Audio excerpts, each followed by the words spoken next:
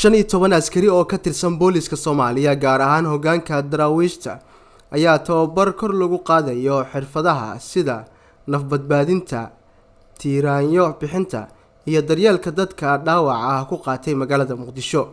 Tababarka oo socday 12 maalmood waxaa bixinayay saraakiil ka tirsan howlgalka Midowga Yurub oo u qaabilsan tababarada ciidanka qalabka sida ee Soomaaliya. Xafladda tababarka loogu soo xirayay ayaa waxaa ka qayb galay saraakiil ka tirsan ciidanka qalabka sida iyo kuwa Midowga Yurub.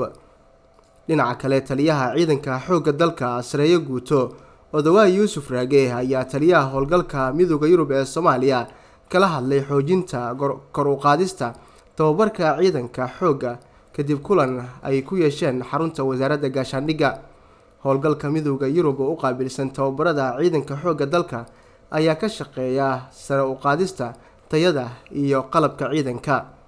Taliyaha ayaa saraakiisha Midowga Yurub uga mahadceliyay taageerada ay siiyaan taliska ciidanka xoogga dalka, isagoo ka codsaday in ay sii laba jibaaraan shaqada dib u dhiska ciidanka xoogga dalka.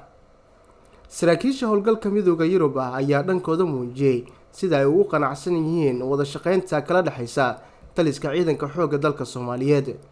Midowga Yurub ayaa Soomaaliya ka taageera dhinaca tababarka iyo qalabeynta ciidamada, iyadoo dalka Soomaaliya ay ku sugan yihiin saraakiil ka socota Midowga Yurub kuwaasi oo tababaro siiya ciidamada xoogga dalka Soomaaliyeed.